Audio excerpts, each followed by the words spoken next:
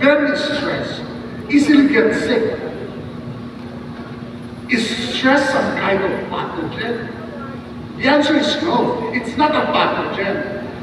But there are two types of hormones released when we are stressed. One is adrenaline, and adrenaline enables us to respond to an immediate type of stress. Our house catching fire. So adrenaline can enable us to counter the refrigerator. If that is the kind of stress that you're encountering. But if the kind of stress you're encountering is prolonged stress, for example, you have a very difficult boss. Your boss is your source of stress, but you have to face that boss every day.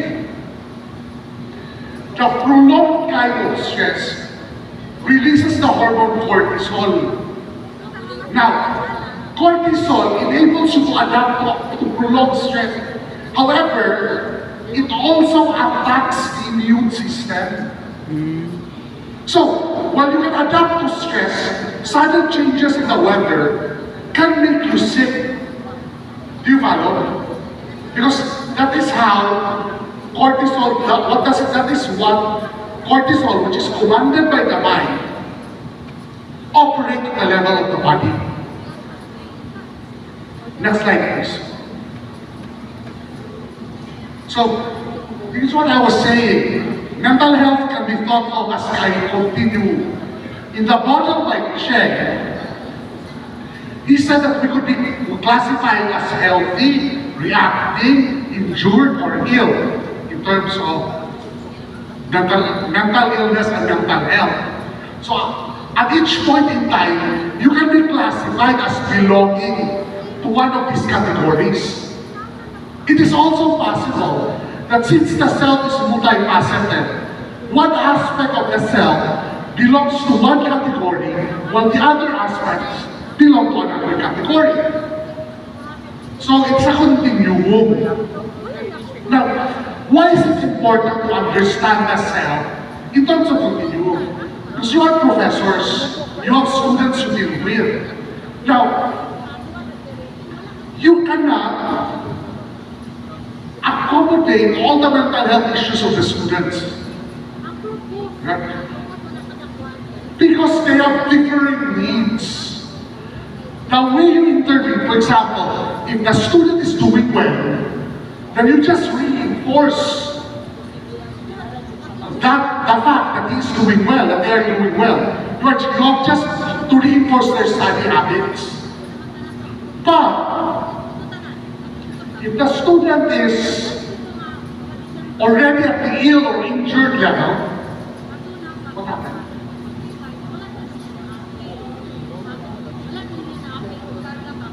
Alright, so what I'm trying to say is, according to the World Health Organization, every time we deal with mental health, we can think of it as a pyramid. A pyramid, right? Those who need specialized care are found at the top of the pyramid. These are the students that we have to send to the guidance counselor, to the psychologist, to the psychiatrist. They are at the top of the pyramid.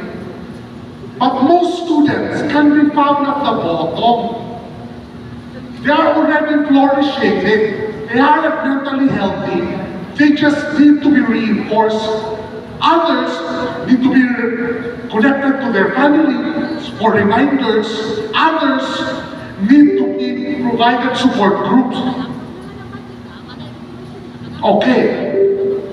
So that is how we can think of mental illness. It's like a continuum. Now, we can also think of mental illness, mental health and illness as comprised of dimensions. So, now, is it possible to be mentally healthy but to have low well-being? Is it possible? Is it possible for you to have good mental health but low well-being. Yes. Yes, yes. What? Example, me. Pwede guro? Yes. Thank you. Pwede ba? Next slide, please. Pwede ba? Di, hi, moment. Another way of thinking about the continuum is in crisis to excelling. Now, the way you intervene depends on what level the individual is. So, we can also categorize this in terms of a pyramid. Only very few are in crisis, followed by those who are struggling, those who are just merely surviving. And then most are found below, those who are thriving and excelling. Now, that is why one of the arguments against supporting mental health is that only very few have mental illness. Why do we prioritize it? Those who argue against supporting mental health in the Philippines tell us that the Philippines has so many other needs. Why should we prioritize mental health when only very few are found at the tip of the pyramid and who need specialized care? What do you think of that? Do you agree? Why do we support people with disabilities? There are only very few of them. Why can't we focus on the needs of the majority, such as lessening the cost of rice? It's because we do not have to wait for the number of those with mental illness to increase. We must capacitate those who are excelling and thriving to maintain that status. And we must prevent mental illness from getting worse. For example, one of the main reasons why people with mental illness become violent is a phenomenon called command hallucination. What is command hallucination? It's a voice, usually a voice, or a person that you see that's not there, telling you to do something. Slap her, punch him, kill him. These are command hallucinations.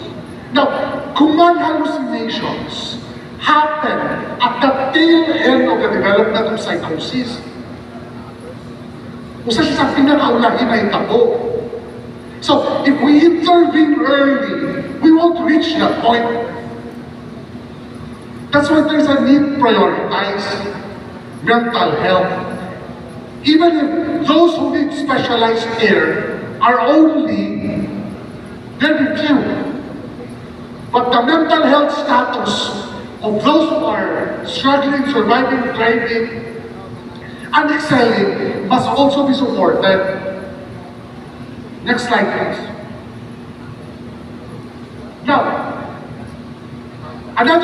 we said earlier that mental health can be lost, can be regained. It is fluid and it changes over time. So,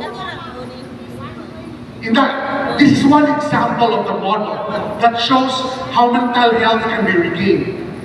You can have mental illness in stage 1. You're under distress. And then, so, there's a need for you to stabilize. You are in a crisis. You got to understand what is happening. You begin to doubt what is real. And then, the next stage is awareness. I have a client who said, during that, as she was developing awareness, coming out of the distress, sir, tinuod, no? Ako rin siguro itong hallucination kong batre. Kaya naman, nagsakay ko kong bus ako. Then kada muhulong ang bus, na ang batre na nakabravo. Then mula ka naman ang bus, then muhulong na ko, nagyapo ng batre. Paspas ako Dumagan sa mattress, sir, she's beginning to develop awareness that what she had, that version of reality that she entertained, is only a hallucination. You see, kay ang hallucination, pinasundan-sundan daw siya, madre na naka-brown. Katingal siya, bas ito nagsakay siya bus, kada hulong sa bus, na ang madre. So, during the awareness stage, kung siya, paspas sa kudlakan sa madre, sir, na kada hulong sa bus na anan siya. So she's beginning to develop awareness. And with awareness comes, that's why it's difficult to deal with personality disorders. Because in most cases, many people with personality disorders do not develop awareness. That's why no psychologist liken it to psychological incapacity. Although the Supreme Court said it's not the case. Pero sa mga psychologists, kung diagnose sila psychological incapacity, i-connect nila sa personality disorder. Because in the case of personality disorder, there is no awareness. So a cure is difficult. Because if the disorder is in your personality, you are so used to who you are, di ba?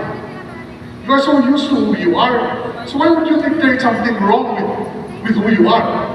Well, every time, from the time you wake up until the time you go to sleep, you deal with who you are. So you do not think there is something wrong with that. So once awareness sets in, preparation happens. During the preparation, you select the proper treatment method. It doesn't work immediately. I mean, the first session, it's not like magic, where you immediately cure the mental illness. It also involves experimentation. Approaches change to check which one works for this client. And then rebuilding. This is where the experimentation happens. And then finally, once you have been rebuilt, maintenance. Now, do not be afraid to talk if you are experiencing some kind of mental illness. Because so many popular people, and not only popular, but also productive and accomplished people have mental illness. For example, bipolar 2, in the case of Catherine Zeta-Jones. One of the most brilliant mathematicians had schizophrenia. At some point, if schizophrenia is a spectrum, if some point if it's managed, you can still work. If bipolar disorder is managed, you can still be very productive. For example, Dr. Kay Hamilton, she is the only psychologist with a professorship in psychiatry at Johns Hopkins. And she's the author of the book, Manic Depressive Illness. She is one of the leading authorities in bipolar disorder, the treatment of bipolar disorder. But she's also suffering from the same condition. So you can really flourish despite mental illness. Depression can be managed, and the medicines can be paid for later on until you won't have to need them. Bipolar, you need lifetime medication, but it is manageable. It is one of the illnesses that can really allow you to be productive. Anxiety is very manageable. So, mental illness is not destiny.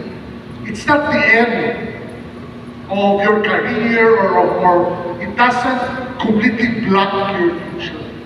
Because from distress you can achieve maintenance. Next slide, please. So, mental illness can also be thought of as existing in a continuum. So, it's possible earlier we thought of it as a continuum. Now we can think of it in terms of dimensions. Those who are functioning well have minimal mental illness, they have no mental illness, and optimal well-being. They belong to this quadrant. Now, the worst scenario will be you have maximum mental illness, minimal mental well-being in this quadrant. But it's also possible to have maximum mental illness, but optimal mental well-being. It's also possible to have no mental illness, but have minimal mental well-being. Can you imagine that? For example, if you have maximum mental illness, minimal mental well-being, then that means you have not done anything to deal with your mental illness. You just continue to suffer. So there is no action, there is no intervention whatsoever to address your mental illness. That's why, let us say, you have generalized anxiety disorder. You are always anxious. You are always thinking of an impending doom. So, that is maximum mental illness, and your well-being is not okay. You are constantly suffering. Now, you may have bipolar disorder, indicating that you have maximum mental illness, but you underwent therapy, and you are taking the appropriate medications religiously. Just like hypertension, di ba? If you have hypertension, you have to take the medications religiously. If you have bipolar, you have to take your medications religiously to manage your mood. So, even if you have bipolar, which is a form of mental illness, you can still have a good well-being because you were able to manage it. Okay.